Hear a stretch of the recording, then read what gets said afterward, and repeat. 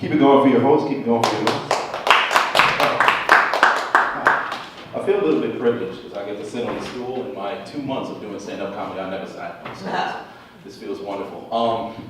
And leave it to the black guy to show up last, you know, and come last. Like I got on the train, I was hoping to get here and just all of the traffic, there's train traffic ahead of us. The whole time, what sort of train traffic could there be? Was there another train that was blocking my way here? I didn't really understand. It was really weird. And while I was driving here, because I like to be a little bit smart about it, because I'll drive to the train station and park there. And then I got caught in a moment where a police officer pulled over a car, but it was on a one-way street, so I couldn't go around him. Now, I'm a black guy trying to figure out how to yell at a police officer to move his car. So I beat the horn, and he looked at me, and I was gonna get out of the car, but I'm a nice guy, I'm not a stereotypical black guy. No, you motherfucker, I'm not gonna do none of that. So I had to figure out how, to speak to him. So I asked him if he wanted a donut. Because they say, police officers, they like donuts. Because if you can imagine if Dunkin' Donuts had some sort of car, and a police officer pulled them over, it wasn't for speeding. He's probably hungry or something like that. Oh. So I went to the gym earlier today, and I forgot my earphones in my car. I didn't want to go outside and go pick it up because it was freezing cold, so I decided, let me just go in there, and I didn't have my earphone. And the absolute worst thing about being in the gym without earphones is there's always one guy who has to grunt at the maximum value. Like, he's benching. It's the weirdest, most excruciating sound you can hear in your ear. And to make matters worse, the guy who was benching making the sound, he sounded like he was a female who just found out where their G-spot was. He was moaning while working out. So it's very, because I'm over here trying to do some curls for the girls, And this guy's it's very odd, because he's like the size of Arnold Schwarzenegger, but he sounds like he's having a clitoral orgasm. It was very odd. I was not prepared for none of that. So then I figured, you know what, let me just start working out at home, because not only is there the moaning guy in the gym, there's also too many mirrors, because I'm not very attractive, so it's very odd to be inside. There's so many mirrors, I see myself, oh God, no. Like, it makes me question if the Lord was real.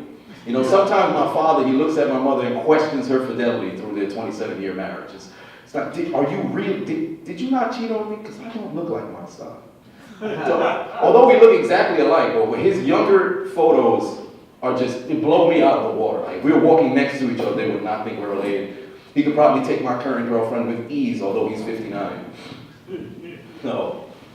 And then speaking of thinking like, God's not real, I thought about, when there's some sort of attack, or if you look at North Carolina, where they had the guy who shot up the church, they're in the house of the Lord.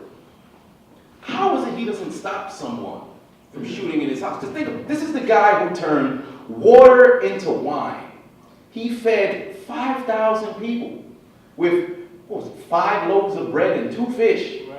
But he couldn't turn bullets into blueberries. He couldn't stop them from shooting at him. You could have made a twister of just Bibles in this one area and just got rid of this guy.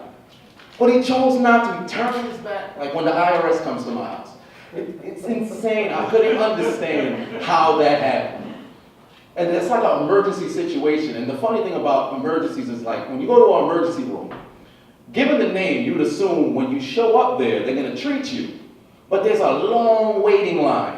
You get there, it's about 2 hours. So I remember my father, he had some sort of gallstone, something like that old people shit that you get. So he had one of those, like a gallstone. So he had to go in there. He's just walking in. He said, Dave, tell them I'm going to die.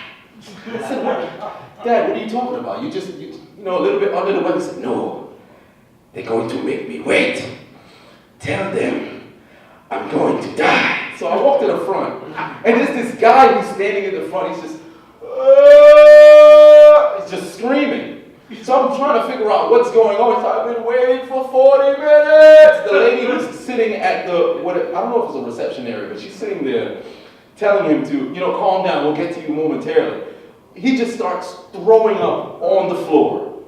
And I guess there was some lady, ironically, it was very stereotypical, she was Mexican. So she came and she cleaned up the throw up, went back to the corner, just stood there with her mop, just waiting for him to throw up again. And it was a situation where this guy is throwing up what looks to be his intestines. And nobody's coming to help him. So now I understood why my father said he's going to die. So I go to the front, I tell the lady, I say, hey, my dad said he's going to die.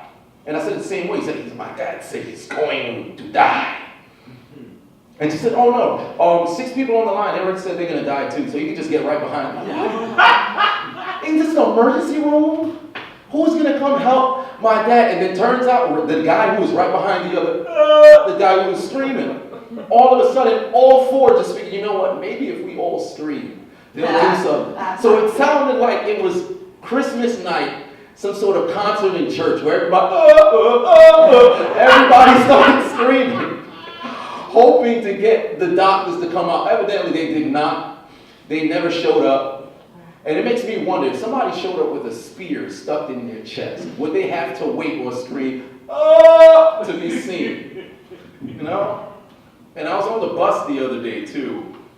I was on the bus and I was wondering, because you know, we live in a more PC sort of world now. So there was this one guy, it was unfortunate, he was a special needs guy, and he was on the bus, and he started having one of the episodes, you know, one of those sort of situations. And I have sympathy for them because they were born that way, they didn't choose that lifestyle. But the person who's with them, who's paid, they're paid to try to handle that sort of situation. If they're not doing their job, I have an issue with them. They should like come equipped with some sort of chloroform. If they can't handle the situation and just and then just let them take care of that situation that way. And then a lot of times when I tell you this joke, you know, there are a bunch of people say, you're not supposed to say that. But then I think about it like this. Let's say if there was chronic masturbation, if that was like a legitimate sort of special need situation, right? And say if you're on the bus, you're sitting down, it's a packed bus, and the guy who's in front of you is a chronic masturbator. Let's say they gave him a ribbon or something like that, so you knew. And you're sitting there, and you see him just start unzipping his pants. You can't do anything because it's the wrong, it's not moral to say something. So now he just takes out his penis. And it's chronic, so I'm assuming they just all go fast for some apparent reason, so it's continuous. And you're just sitting there, and it's in front of you, and you can't say anything, and then he climaxes. If you say something, you're an asshole. So you gotta sit here with all the semen rolling down your face. And it makes me wonder, is PC really worth it?